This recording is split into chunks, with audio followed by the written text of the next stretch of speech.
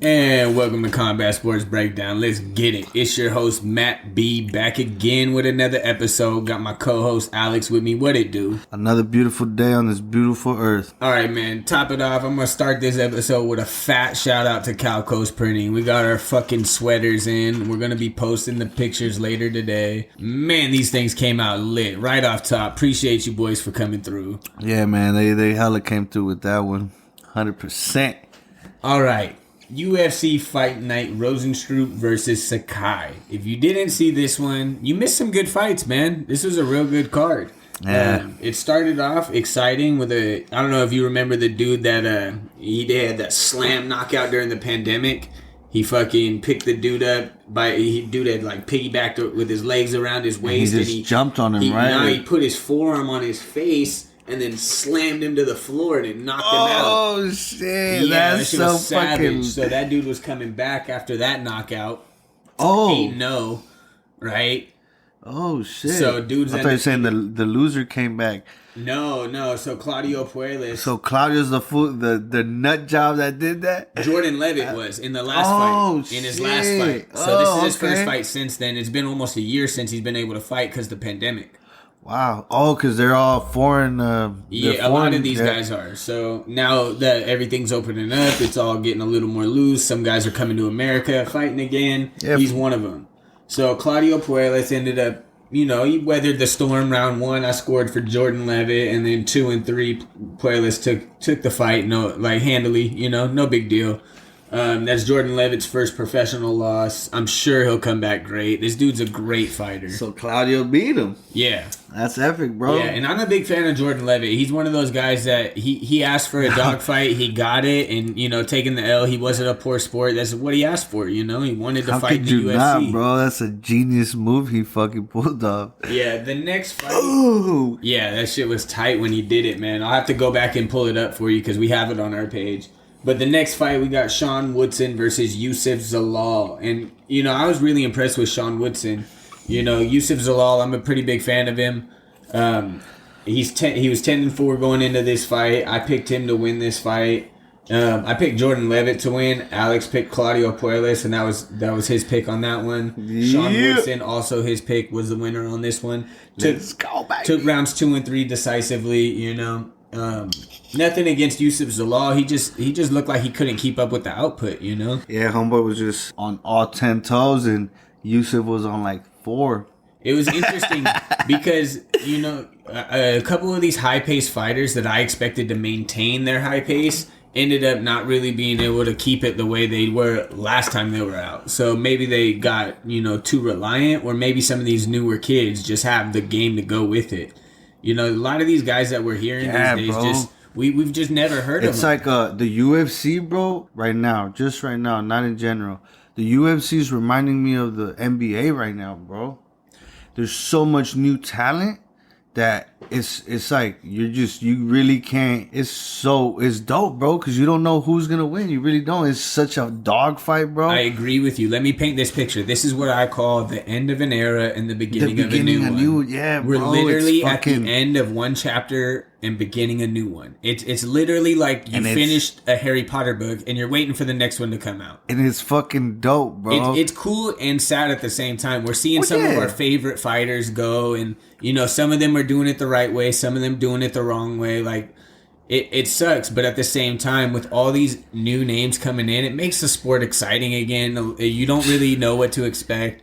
Man, how many times in the beginning of this podcast did we know everything about every fighter, and now we're over here having to do extra research on the show because we can't keep up with some of these names. Yeah, because there's so much new badass talent. It's not even like they're not recruiting like fucking, you know what I mean? They're recruiting some savages. Y'all know I do my research. I'm out here every day going to work and reading about this shit. I listen to everything that I can about every fighter that I can, and still I just, it's hard, bro. It's so many new guys, and it's awesome, man. So with that being said, we apologize if we get your names wrong and yada yada. Yeah, agreed. I hear some of you in our comments, my bad. But back to Sean Woodson. I'm really proud of this new crop of fighters. Yusuf Zalal, he's another one of them. But it was really cool to see all these new names that have been coming in really perform, especially Sean Woodson coming in at 7-1 going into this fight against Yusuf Zalal, who was 10-4. So that 8-1 record is going to be nice going forward for him in the UFC. And then let's go to the third fight, Manon Fiorot, which was supposed to be against Mariana Moritz, but ended up being a late replacement against Tabitha Ricci. So that one won't count against you in your picks, but it will count for me because I still picked Manon to win. Oh, that's right. Manon Fiorot, I messaged her maybe 2 weeks ago telling her I got you winning this fight handily, and she did. Round 1 was like kind of up in the air. Manon definitely took the fight. Like she was kind of pushing the pace the whole time.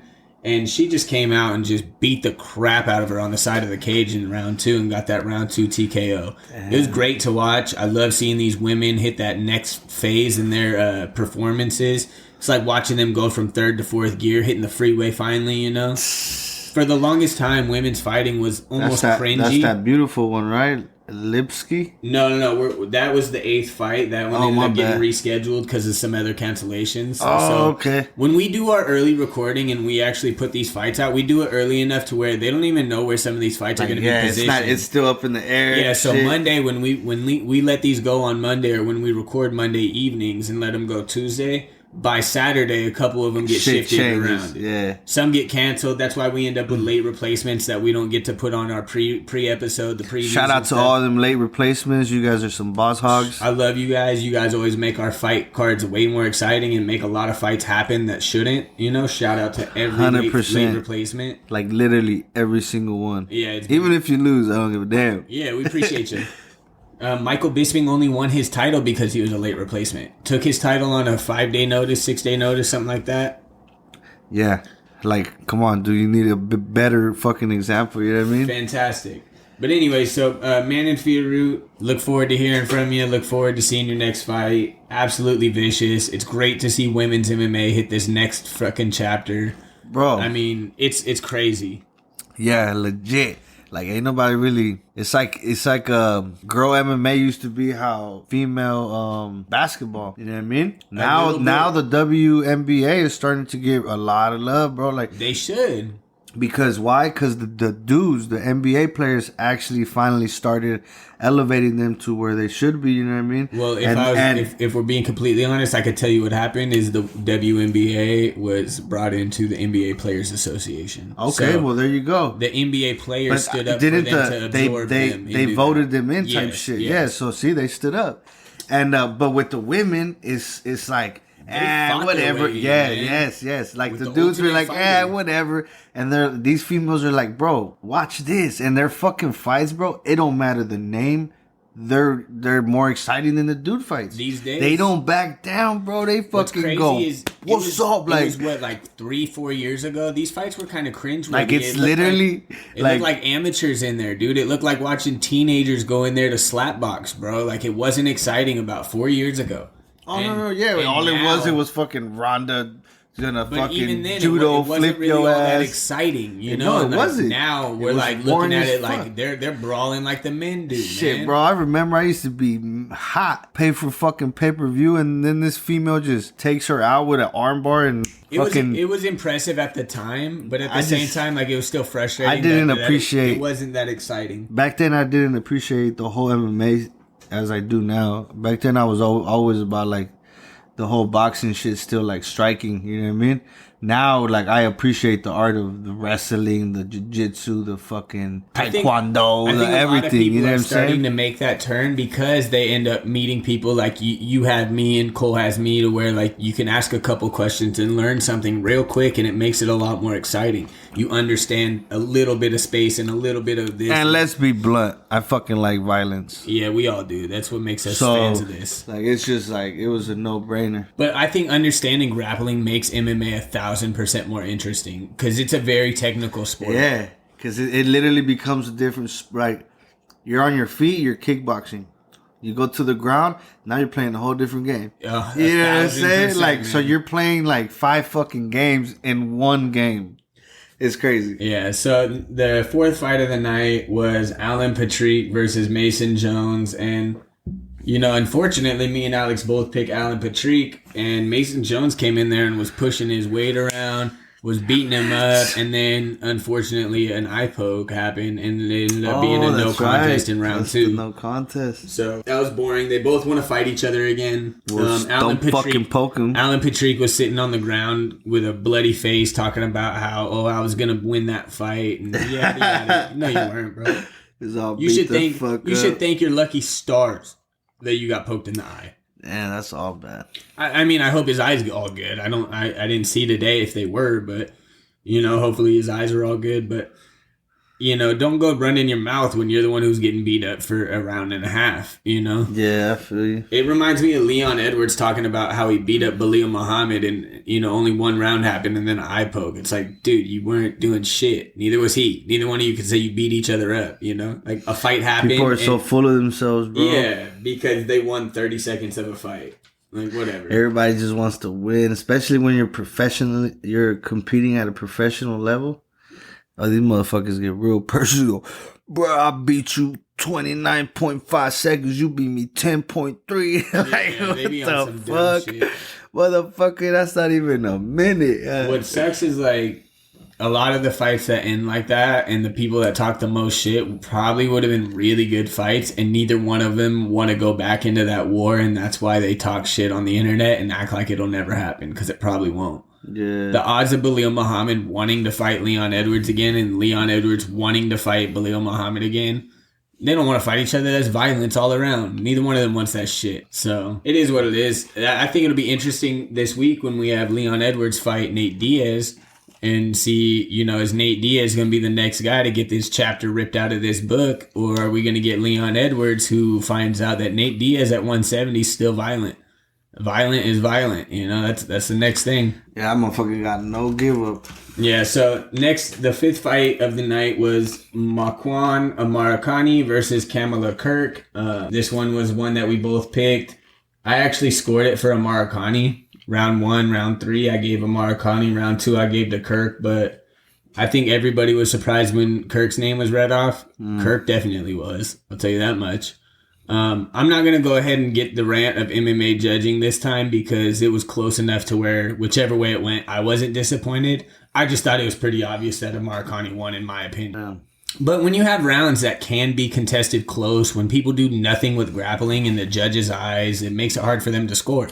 And from the side of the cage, That's the thing. That's where the MMA fighters get it fucked up, because in boxing you could get away with that shit, bro. You could look at one face and, oh, it's clear this guy won, you know? But it's like, you don't know how the judge is scoring it. There's judges that go by the book like a motherfucker. There's judges that say, no, this dude clearly won. Like, you know what I mean? Yo, and shout out to John Anik for fucking actually reading out some rules on his podcast one day that actually explained to me how some of this judging shit goes down and why it gets scored the way it's scored. They are actually told, do not do anything drastic unless it's very, very clear in one way or the other. Like, there's a reason that 10-10 rounds exist. If you throw the exact same amount of punches and the exact same amount of kicks and the exact same numbers land and miss, 10-10. If one dude throws less but does the exact same damage that one guy did in the same amount of punches, 10-10. Guess what? It's the same. You know, even trade-off. But anything less is a 10-9 in one way. Anything drastic where one dude's almost defeated is a 10-8. Or if anyone is losing decisively at any point of the fight to the judge's discretion, you get a 10-8 round. You know, so 10-8s can be way more common than we think, and 10-9s aren't as common as we think they should be. A 10-9, just like skip it and just go to 10-8 and shit. Because that's usually how MMA goes. You have some 10-9s, but most of the time it's pretty much either a 10-10 or a 10-8. Either way, bro, I fucking hate being a judge. It just sucks because we had to adopt boxing scoring system, and it doesn't really apply to us. All. I really think we need a 30-point system because where you have 3 different things being judged. You have damage, you have ground, you have stand-up. You know, damage should be contested separately. It's a whole different element.